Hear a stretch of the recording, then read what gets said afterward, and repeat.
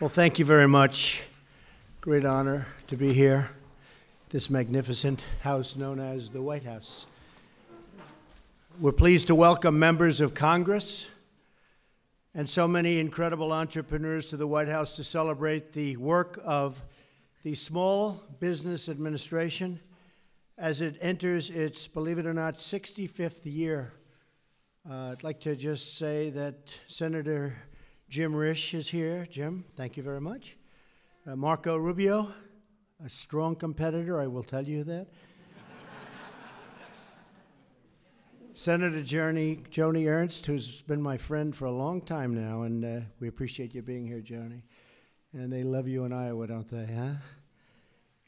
Steve Chabot, where's Steve? Steve and Mike Kelly. Good, Mike. Thank you very much for being here, all of you. We really appreciate it.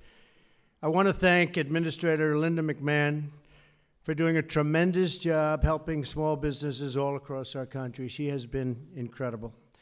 I've known her for a long time, and her husband and herself built an incredible business. She's determined to transform America and American dreams into reality. We also want to thank my daughter, Ivanka, for her incredible work on behalf of small businesses and women entrepreneurs. Your stories, and this is really a fact, and I've read some of these stories, but they demonstrate what it takes to succeed. You thrive because you found something that you love to do, pursued it with all of your heart, and never, ever gave up. So important, you just don't give up. America is on the verge of a golden age for small business. We're ending job-killing regulation. These folks know that very well. And we're really ending at a record pace, I'll tell you. Right?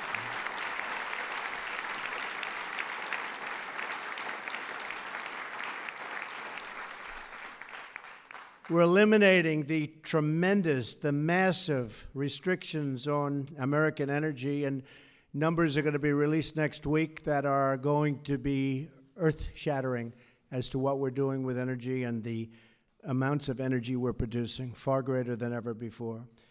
And pursuing bold tax cuts so that our companies can thrive, compete, and grow. Thank you.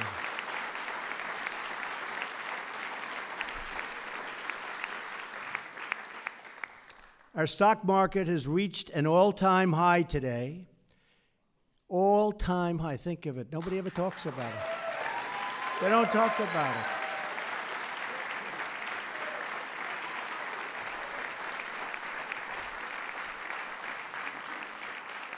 I keep telling General Kelly, General, come on, let's go. You're chief of staff. They don't talk about the all-time high stock market. And they don't talk about another factor, that unemployment just hit a 16-year low. They don't want to talk about it.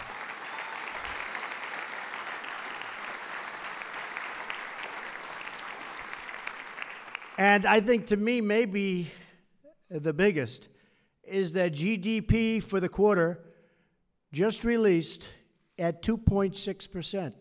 So that's so much higher than anticipated. Remember, I was saying we're going to try and hit 3% sometime over the next period of 2 years? Well, 2.6 is getting closer, Gary, closer than we thought and a lot faster than we thought. But don't worry about the 3. We're going to be higher than 3 in the not-too-distant future, too.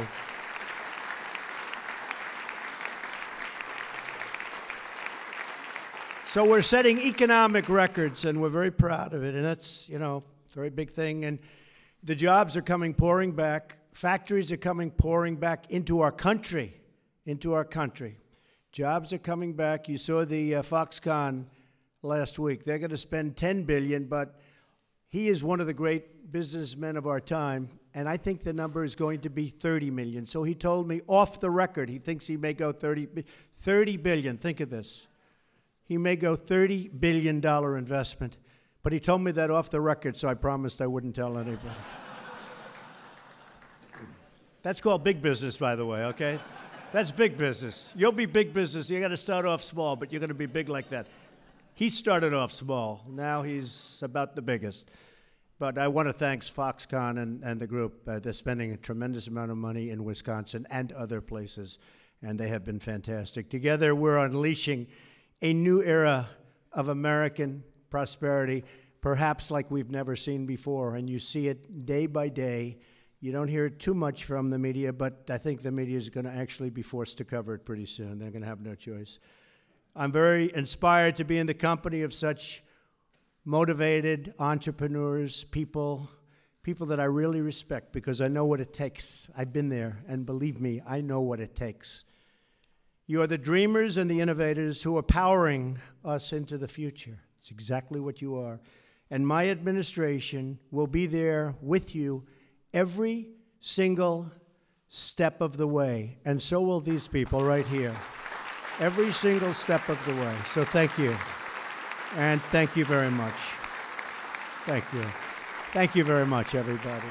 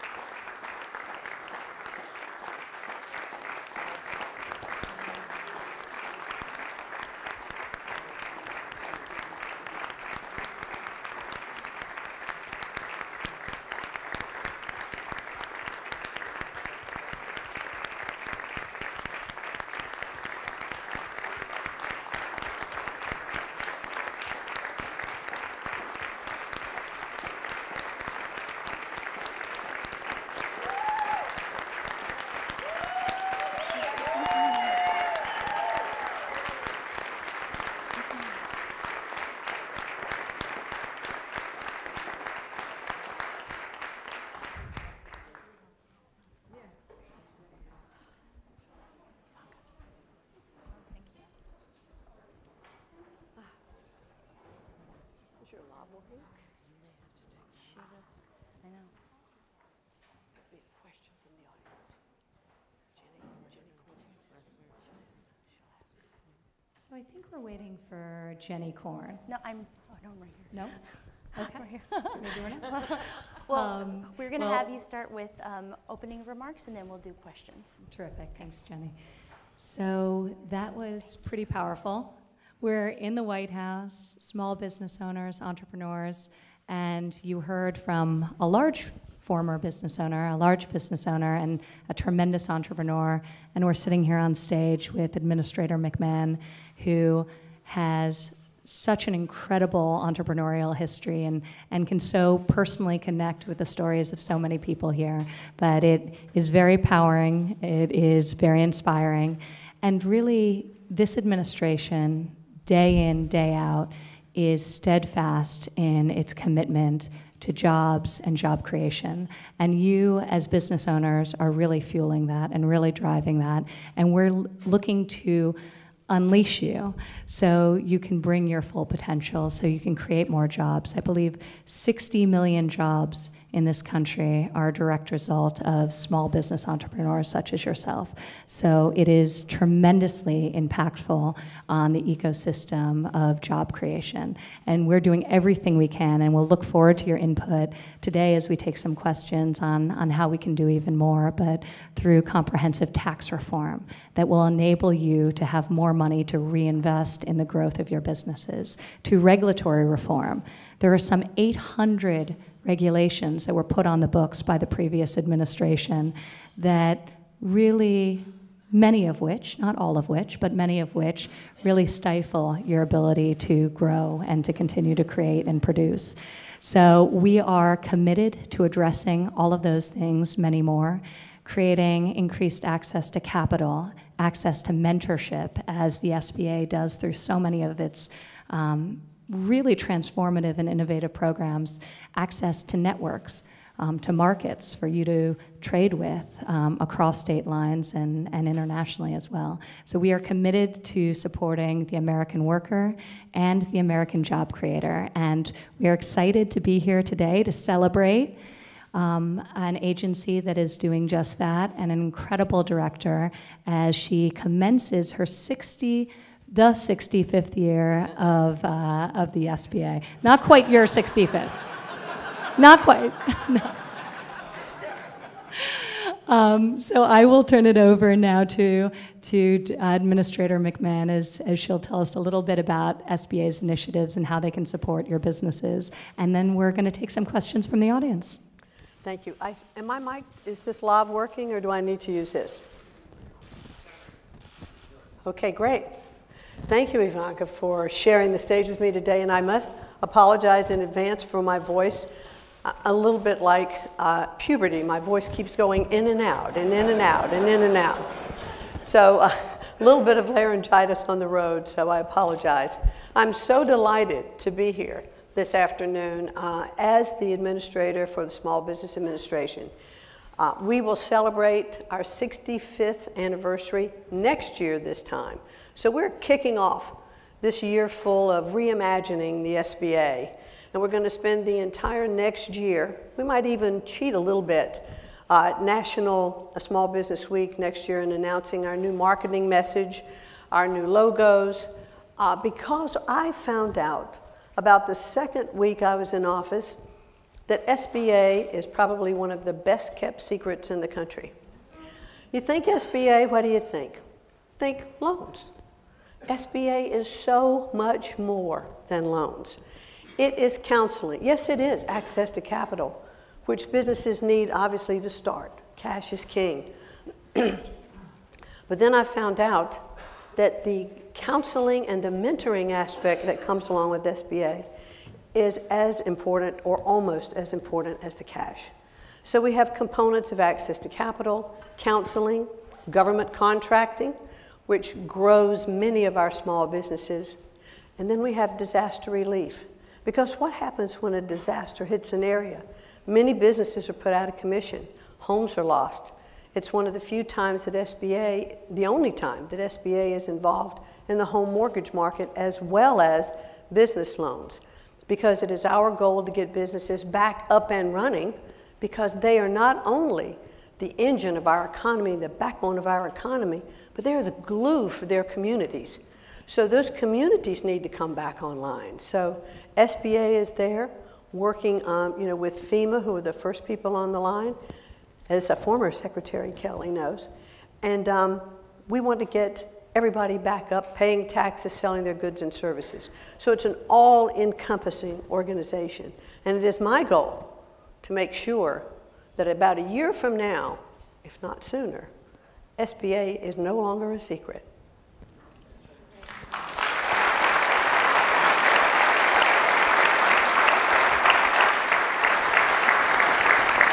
Thank you so much, Administrator McMahon and Ivanka. You have such great champions of the small business community here, along with President Trump. And we want to now hear from the small business community. So if you have a question, please go ahead and raise your hand, and I'll come over to you, and you can ask your question to the Administrator or Ivanka. Yes, sir. If you could tell us your name, your company, and your question. Hi there, I'm Jeff Dykes. I'm a firefighter from Wisconsin. I started a company called Northern Star Fire. I've been a firefighter for over 20 years. I know how to do that job inside and out, but I recently invented a new style of compass that's going to save firefighters' lives. What I'm struggling with as a new business owner is the ins and outs and the daily operations to run that business. What advice do you have for someone like myself to get over that hurdle and increase my business knowledge? Well, I think one of the things that I've just been talking about, the mentorship aspect of SBA, we have so many services. There's SCORE, which are offices that are manned by either retired executives or executives lending their time to advise on business programs, web design, marketing programs to kind of walk you through how you can expand and scale your business. Our small business development centers that are also available, our women's business centers, and we don't just take women there, they're primarily women. But you can go to any of those district offices, and there's 68 district offices around the country. I'm sorry, you won't go to the district office and find those. Those are even more bountiful than the district offices in every state. And you can go to sba.gov and look at the different modules, and it's 24/7. You can self-study. So lots of tools that are available. This was one of the things that I got very excited about in early discussions with Mrs. McMahon about the capacity of SBA, because it's true, most people think about it purely along the lines of capital. and availability of capital and credit and how they can support businesses in their growth in that regard. But these mentorship opportunities really are very impactful. And as I go into the country and I meet with entrepreneurs, consistently they talk about one of the biggest barriers to scaling a business or starting a business is lack of mentorship opportunities, and that's ultimately what made the difference in terms of execution upon their ideas. So first of all, congratulations on now being a small business owner and job creator. Thank you for your service prior to that as a firefighter. And my advice to you would be to look at the whole ecosystem of mentorship opportunities as you think about how to start this business for the first time. Listen to a lot of people, including people who tell you your idea are bad, and internalize that feedback. But ultimately, I think that thinking through and bringing on partners and people and employees that can complement your skill set and help you to think about the execution of your business plan is critical as you think about scale in a meaningful way. So in addition to utilizing resources, in addition to getting feedback within the community from people about the idea and about the concept, also think about how you can supplement your team to complement the skill set that you have. Thank you. Any other questions? Okay, here. Have your name and your business name. Hello, my name is Sherry Garner-Brumbaugh, and I'm from Findlay, Ohio, and I am a proud owner of a trucking company, a second-generation woman-owned trucking company now. And I have a question for you, Ms. Strom. Our family business is about 50 years in the making, and one of our challenges after starting with one truck, and now we're close to 100 trucks and 150 employees that started with one employee. Some of our challenges are hiring qualified workforce. Truck drivers and technicians, those are our challenges. Finding skilled workers to fill those jobs and the training they need for those good paying jobs, it's surprisingly difficult. What do you have any thoughts on how we could solve this problem together as a nation to fill these good jobs? Well, you've raised an incredibly great point and an enormous problem, and this is something that really the administration has really been informed by the private sector when we meet with large employers, and they tell us one of their single biggest challenges is the skills gap that exists, and that they have available jobs that they're unable to fill because people don't have the adequate training. So time and time again, we'd hear this from the larger employers, but it's all the more problematic for the smaller employers who don't have the benefits and can't necessarily be as competitive, but are competing for those same jobs that limited people have the skills to fill.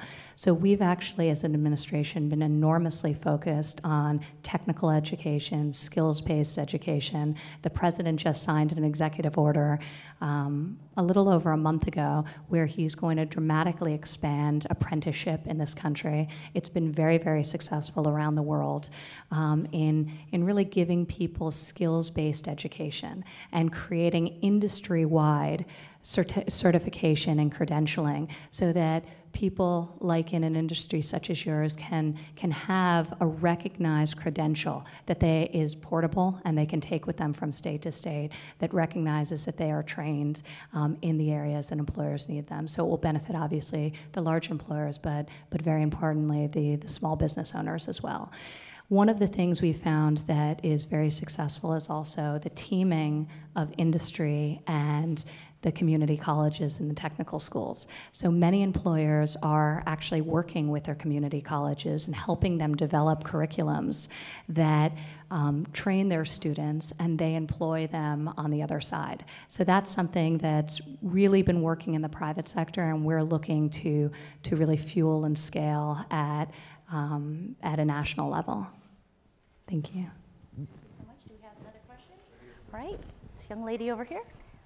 What's your question? Hi, my name is Tana Green, and I started a company called Blue Bloodhound. And Sherry, this is for you, and this was not a setup. So I created an online marketplace for professional truck drivers when they're in need of work to match with a motor carrier who needs a driver.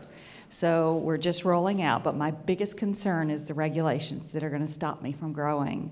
And my concern is for all small businesses in all industries with what can we do with this regulation issue to help us through these phases.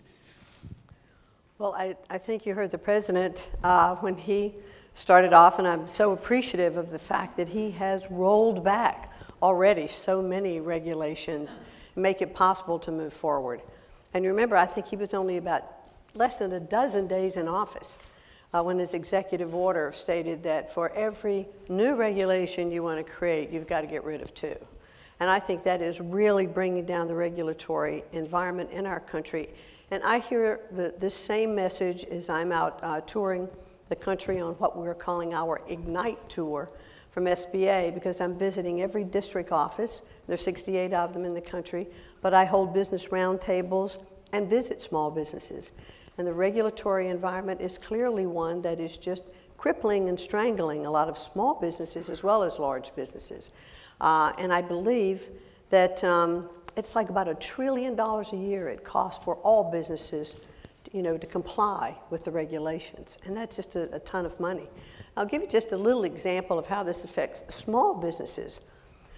Just now, I was in Portland and Seattle and Alaska, and then came back to Milwaukee and Detroit. But when I was at a small brewery, the owner of the company said the regulation that bothered him, he said, I could just tell you it's volumes of regulations, but let me give you one example. He said, I wanted to launch a new beer. And he said, so we had the bottling, we had the formula, everything's approved, we're ready to go. Sent in the label, for it to be approved. And it was kicked back. Label was wrong. He said, so we resubmitted it and sent it back, kicked back again. He said, I finally found out they kicked back the label because a comma was missing in the text on the label of a description of the product. He said, and we were delayed 6 months launching our product. Now, you're a small business person. You're trying to reclaim that 6 months of lost business opportunity. Those kind of regulations we don't need. All right, we'll come over to you. Good afternoon, ladies. My name is Mickey Paradise. I'm the president and CEO of PDI Drywall. We're a drywall and paint construction firm based in Raleigh, North Carolina. One of the biggest, setbacks, I would say, in growing my business in the last 12 years has been tax regulations. And I know that as we are embarking on tax regulation discussions, what are you going to do for small businesses to help change those regulations to be in favor of small businesses? Well, I think many of the same things that we've been discussing. I think comprehensive tax reform, and we've got Mr. Gary Cohen here, who has been spearheading this charge at the White House and working with Congress.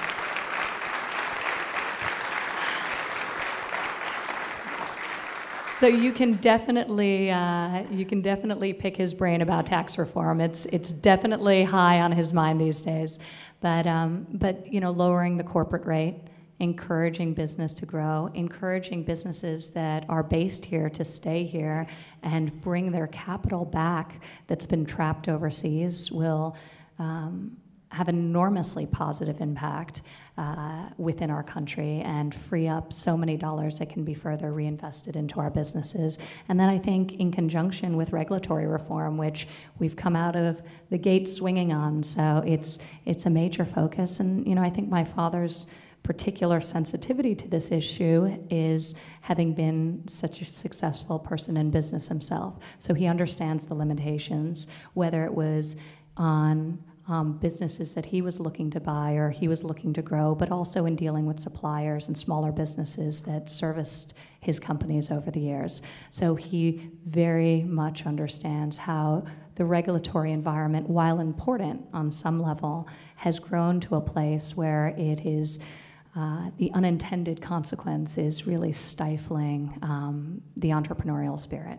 And we're going to bring that all back, and we've started doing it. Tax reform is going to be so incredibly important for business, but for every American. So we're very, very optimistic about both of those things and continued progress. And I'd just like to add again, as I'm touring the country, small businesses will say to me, look, any kind of tax reduction will be great. Just let me know what it is. What's going to be my percentage? I'm not worried about the loopholes. I'm not worried. Tell me what the rate is going to be so I can plan my business. And without fail, every single one of those businesses tell me they will take that money and reinvest it in their business and grow and hire more people, and that will continue to grow our economy. So we'll see that growth when we see our tax rates come down, especially those that are in either sole proprietorships, LLCs, or sub-S corps, which all that money flows through. Are you a sub-S corp? You know exactly how that works. So we're working on it. Thank you very much. Great, thank you. Our next question. We have our next question. Hi, my name is Richard Dabney, and my business is a franchise business, the Flying Locksmiths, in beautiful Ann Arbor, Michigan. So I've had over 30 years in different sized businesses, different industries, with many ups and downs. So today my question is for Ivanka. What do you feel has been your biggest challenge in business, and what do you feel has been your biggest or most exciting success in your businesses? Thank you. Well, I think as an entrepreneur, you try to balance your own time, your own energy, your own focus, and especially when you think big, you sometimes have to slow yourself down to build foundationally to enable you to grow and enable you to scale. So to actually impose a certain level of discipline upon yourself to enable you to achieve the growth you want to achieve. And especially in the early days, it's very hard when you have limited people, limited bandwidth. You're just launching a product or a service, and you hopefully feel some of that early momentum. So I think when you are an entrepreneur, you have to be a visionary, but you also have to be an executor.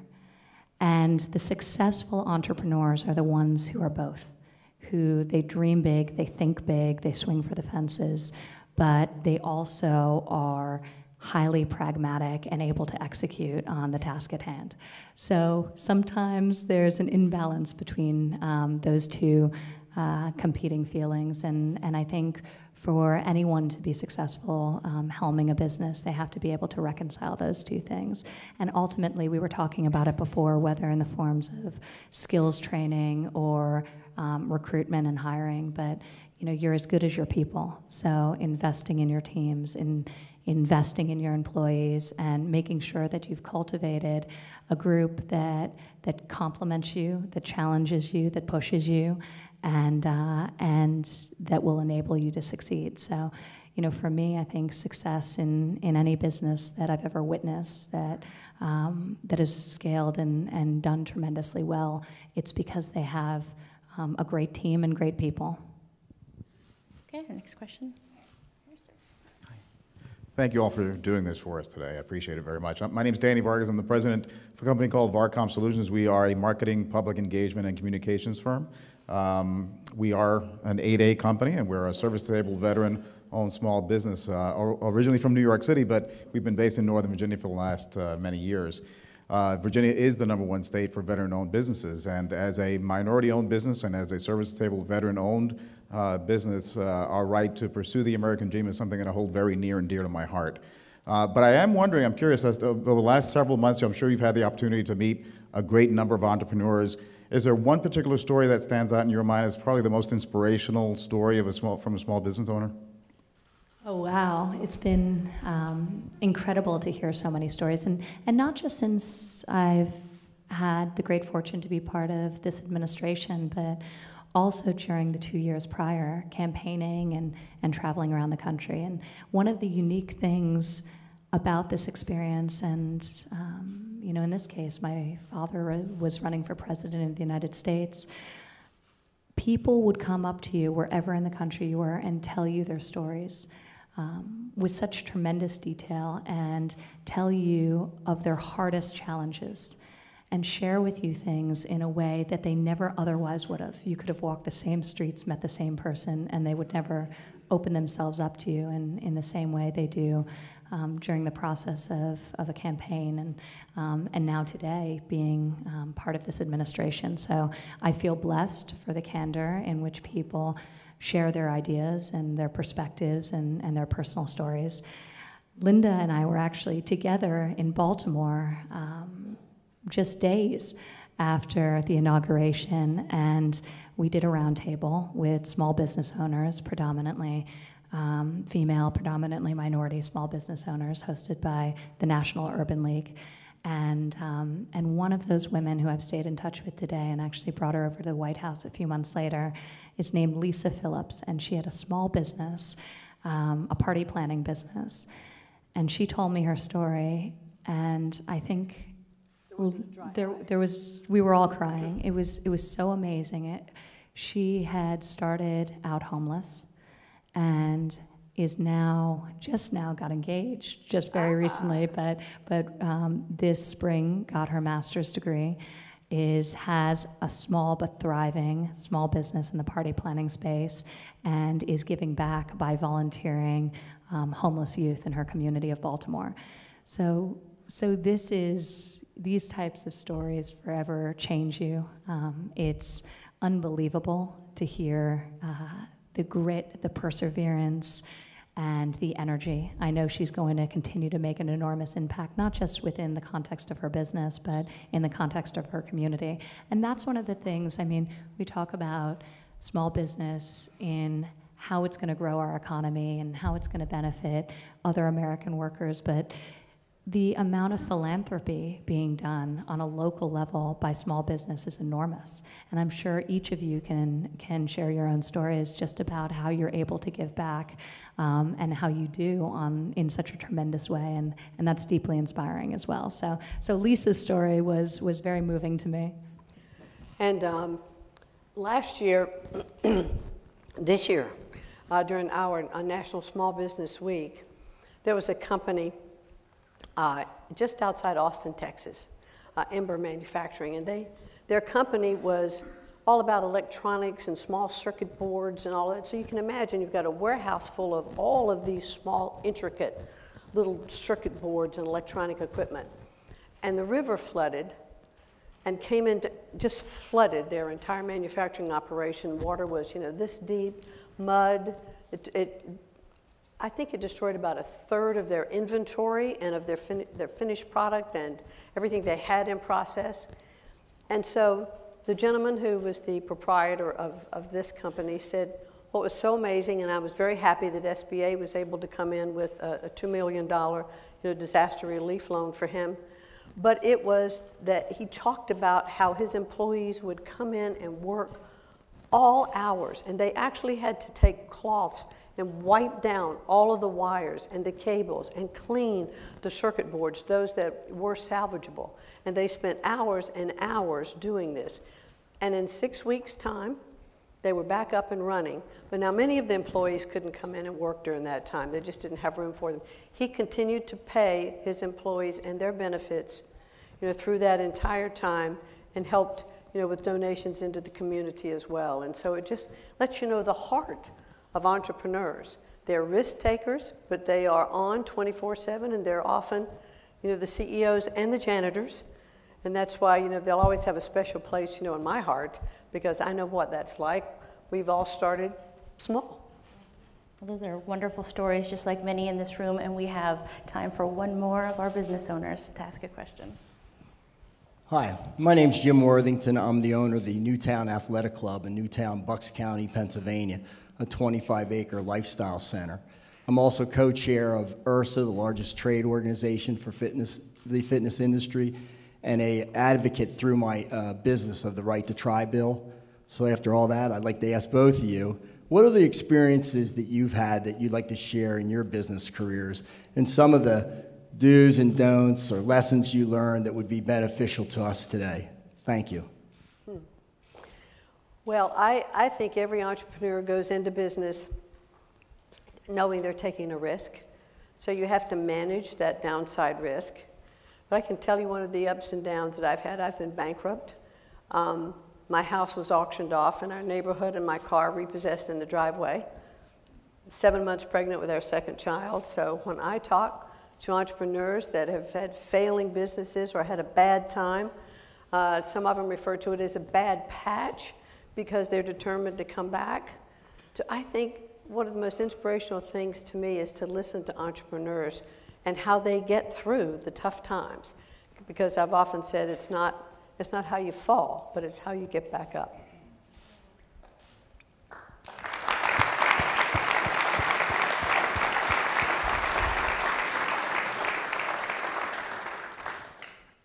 I've had an interesting experience in that I both am an entrepreneur and having started my own business, but also worked within the context of a family business that was highly entrepreneurial. So I've had both, working within a large family business, having started my own small business and ultimately grew it to be a rather large business. But I think for me, one of the real challenges was managing the competing demands of raising a family and running a business and working within a family business.